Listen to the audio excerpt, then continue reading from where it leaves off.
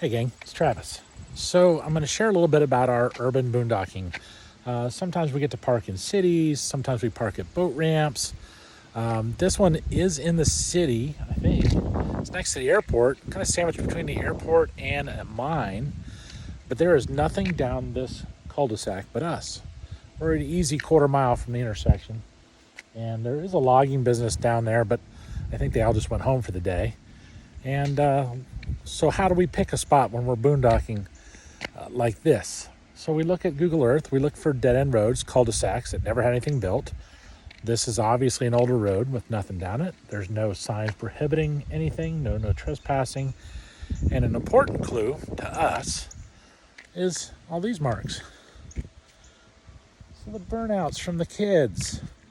There's not a lot. It doesn't look like they're here every day, but it does tell us that this is not a watched or patrolled area. It's a clue, right? It is cleaned and maintained. It's mowed. So we're going to go ahead and see if we can stay the night here. So I'll include my Google Earth video of how we looked for the spot. But, in this area, there's not a lot on Harvest Host. There's nothing on iOverlander. So we just kind of went shopping. I did stop by the VFW. They're closed. That's another option for me because I'm a veteran.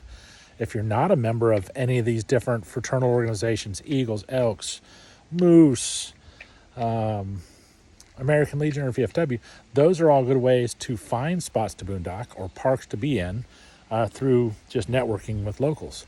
And sometimes my VFWs will let me just stay. They'll say, stay here overnight, have a drink, enjoy a sandwich, hang out with us. And I've known other fraternal organizations that have done similar things with my friends that are members of them. But anyways, tonight we're staying here at the end of this dead end, and we'll let you know how it goes in the morning. And if we do get the knock, we'll also show how we gracefully work through that. So far, so good. So we use Google Earth a lot to help find spots to boondock.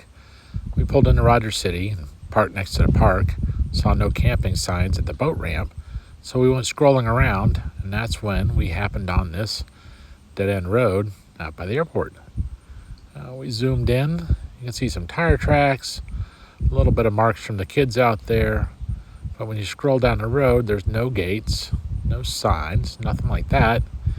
And when you get to the end, seeing no obstacles, go ahead and switch over to your street view and look for some gates or something like that. But no signs, no gates, no surprises. Just looks like a quiet, undeveloped dead-end road. So we went ahead and drove down there to check it out.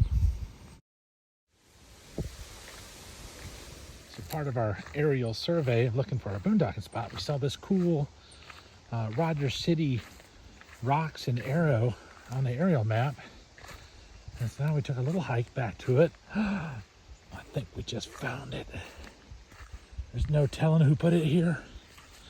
Could have been Bigfoot marking his territory, or somebody from the airport marking the airport. We just don't know.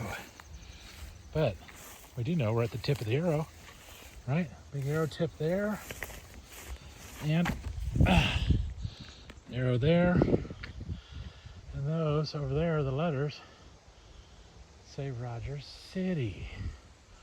That's pretty cool. It's kind of just hard to show you what it looks like from here, so I'll go to the other map.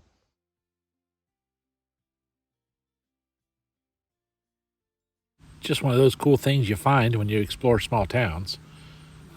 This giant Rogers City arrow with the north marked on it. Kind of cool.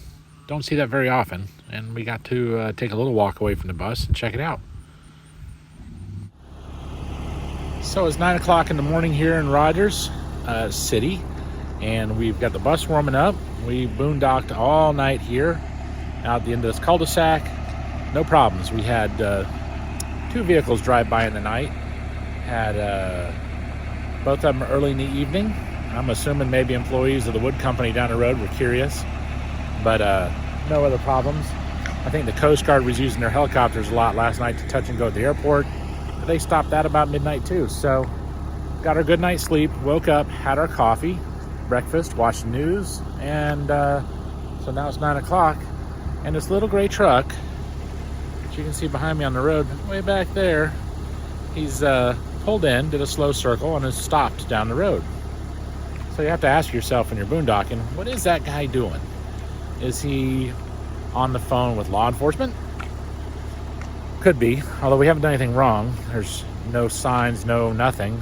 If there's a no camping ordinance, there was nothing posted.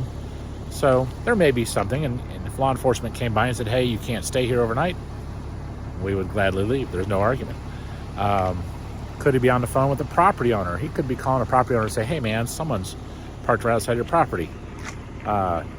Maybe you should come down and investigate this, make sure you're not doing something bad, which is fine also. And if so, if some property owner came down and said, hey, what are you doing here? We'd tell them. Generally we make friends, and that would be that. And then he could be down there sitting on his cell phone looking up our social media, because it's plastered all over the side of the bus. We're not hard to reach. So he could be looking through our pictures and videos and going, damn, that's cool. Man, I want to be like them. Wonder if I could go back and meet them. That would be really cool too, because we love meeting people and we love sharing what we're doing and how we're doing it. So that's the end of the night of boondocking. The bus you can hear in the background is warming up. We're going to go into Rogers City and park probably at the marina, check out the city park on our work breaks, and maybe on our lunch break go get a haircut, because I'm looking a little shaggy, and I think my wife wants a haircut too. So until next time, this is Travis and Michelle with the Big Blue Hauler and our poor bent Jeeps, and we're signing off in Rogers City, Michigan.